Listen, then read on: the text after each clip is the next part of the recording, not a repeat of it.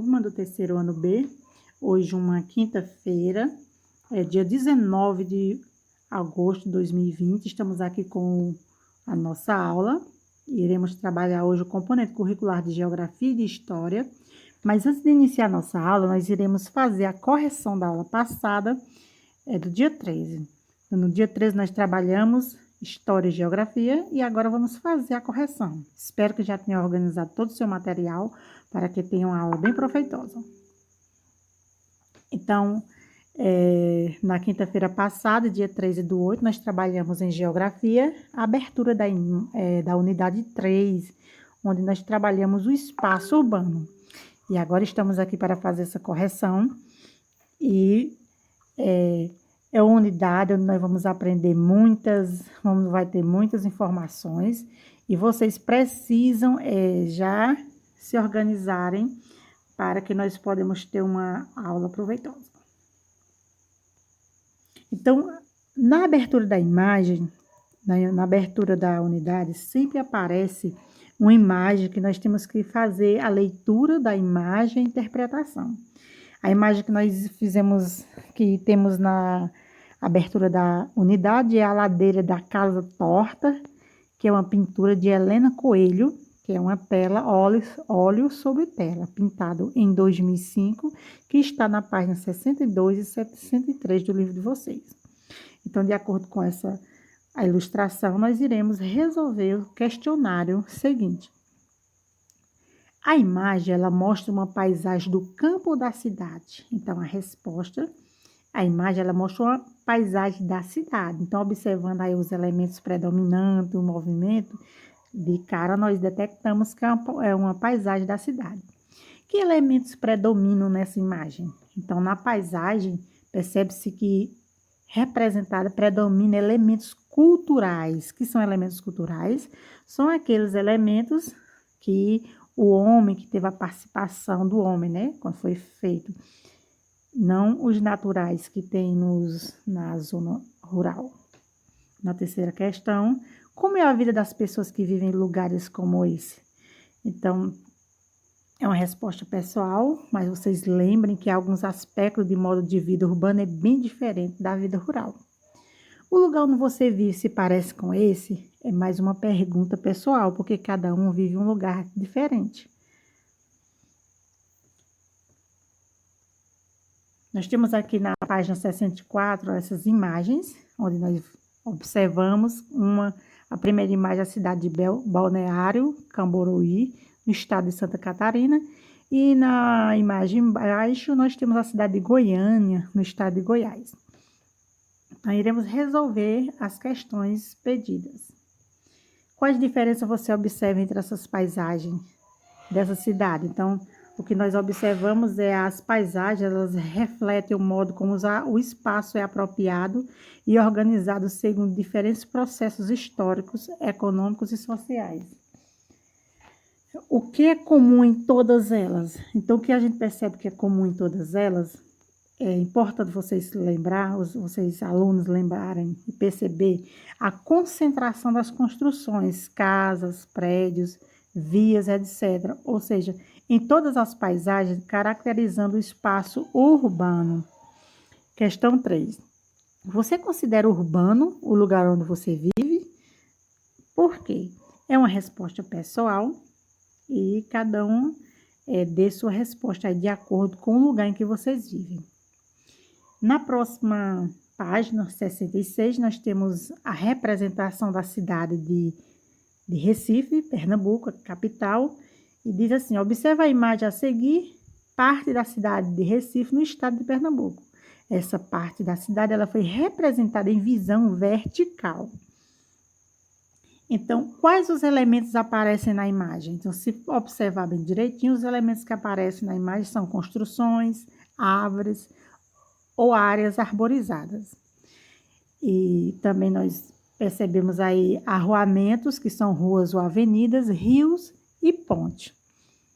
Nessa paisagem, predominam elementos naturais ou culturais? Então, é claro que vocês já sabem de certo aí que o que predomina são elementos culturais. Agora, observe a planta da mesma cidade, né? Do mesmo espaço, feita com base na imagem anterior. Essa planta é a mesma da página anterior. E, de acordo com ela, iremos responder as questões. Quais são os elementos representados nessa planta? Então, os elementos representados nessa planta são o rio, lago, ponte, a rua, a ferrovia, a árvore, área arborizada e área construída. Na legenda, está faltando o símbolo de um elemento que foi representado na planta. Que elemento é esse? Então, se vocês perceberam bem direitinho, vocês vão logo descobrir que o elemento que está sem símbolo na legenda é o rio. Então, vocês vão fazer o quê? Vão criar um símbolo para esse elemento na legenda. É uma resposta pessoal, cada um cria seu símbolo. Na questão 8, quais elementos representados na planta existe no lugar em que você vive? Também uma resposta pessoal, porque cada um vive num lugar diferente do outro. Então, espero que tenha respondido tudo sem dificuldade. E vamos agora à correção de história. Correção de história. Na aula passada de história, nós trabalhamos a vida no campo e as migrações. Então, na aula do dia 13, nós trabalhamos sobre essa temática. Nós tínhamos uma imagem na abertura da unidade, onde mandava nós procurar alguns elementos. E aqui foram os elementos encontrados: o cachorro, o chapéu, o saco de açúcar, o pirulito, a cobra, o tatu, o homem de camisa azul, o trabalhador de camisa azul, a borboleta, o formigueiro, o cacho de banana. Espero que vocês tenham encontrado esse cacho de banana aí. E agora vamos partir para a questão da página 76. Por que o governo português resolveu cultivar a cana-de-açúcar no Brasil? Então, a resposta é: porque o açúcar era valorizado na Europa e o Brasil apresentava clima e solo favoráveis ao cultivo de cana-de-açúcar. Então, o solo era bom e propício para o cultivo, então, por isso que eles adotaram essa forma de cultivo, né? Na questão 2, quais eram as condições de vida dos escravizados? Então, é uma resposta que vocês têm que colocar no caderno de história. Os africanos escravizados eram responsáveis por todo tipo de trabalho na lavoura e no engenho.